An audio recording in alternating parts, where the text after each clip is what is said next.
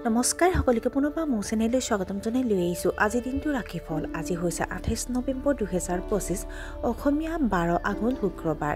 আজি সূৰ্যোদয় সময় পুৱা 5:41 আৰু সূৰ্যাস্ত সময় 4:16। আজি হৈছে অষ্টমী তিথি আৰু শুক্লপক্ষ। আজিৰ দিনটো প্ৰথম ৰাশি হ'ল মেঘ ৰাশি। কৰ্মক্ষেত্ৰত গুৰুত্বপূৰ্ণ সভাত উপস্থিত থাকিব পাৰে।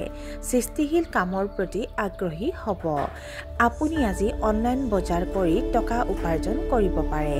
ধৰ্মৰ প্ৰতি আপোনাৰ বিশ্বাস বাঢ়িব। আপুনি আপোনাৰ পৰিয়ালৰ পৰা সম্পূৰ্ণ সহায় লাভ কৰিব। আপোনাৰ বৈবাহিক সম্পৰ্ক গভীৰ হ'ব। বৃষ ৰাশি। আপোনাৰ আৰ্থিক অৱস্থা অতি উত্তম হ'ব। আপোনাৰ পৰিয়ালত শান্তি আৰু সুখ থাকিব। বন্ধু বান্ধৱীৰ সৈতে মানসম্পন্ন সময় কটাব। ব্যৱসায় আশা কৰাতকৈ অধিক আৰ্থিক লাভ কঢ়িয়াই আনিব। আয়ৰ নতুন উৎস গঢ় লৈ উঠিব।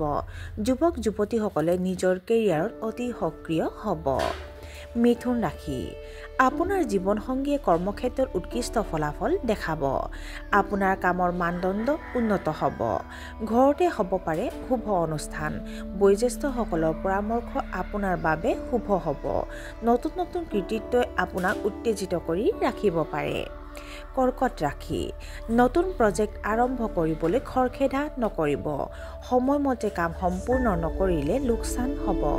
আপোনাৰ বাকী থকা ধন ঘূৰাই পাবলৈ অসুবিধা হ'ব। গধুৰ খাদ্য এৰাই চলিব লাগে। আপোনাৰ মনত নেতিবাচক চিন্তাৰ সৃষ্টি হ'ব পাৰে।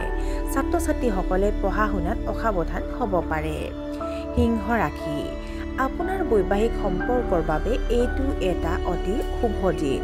আত্মীয়ৰ জৰিয়তে আপুনি আৰ্থিক সুবিধা লাভ কৰিব পাৰে। বহিৰাজ্যত বাস কৰাসকলে হয়তো ভাল চাকৰি পাব পাৰে।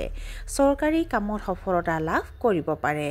ল'ৰা ছোৱালীয়ে পঢ়া শুনাত মনোনিৱেশ কৰিব পাৰে। কন্যা ৰাশি। আজি আপোনাৰ স্বাস্থ্য ভাল হ'ব।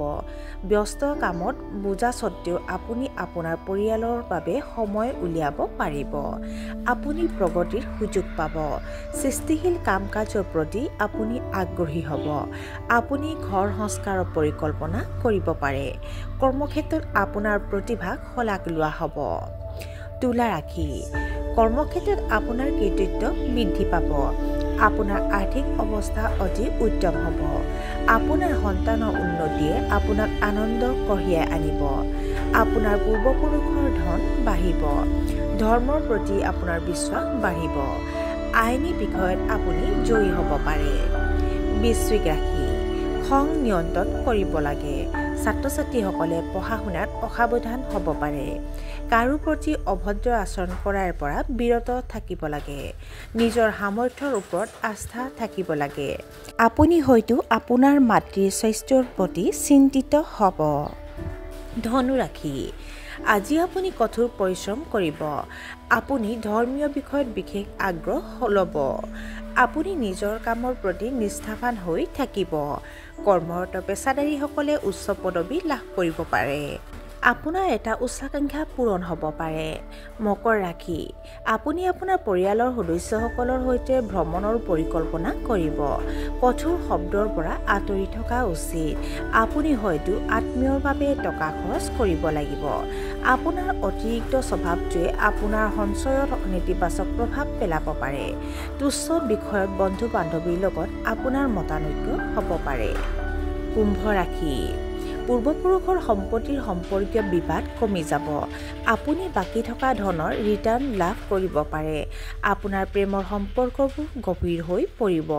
কৰ্মৰত পেছাদাৰীসকলে ভ্ৰমণ কৰিবলগীয়া হ'ব পাৰে। মনোৰঞ্জনত বহু সময় কটাব। আপোনাৰ সামাজিক সন্মান বাঢ়িব।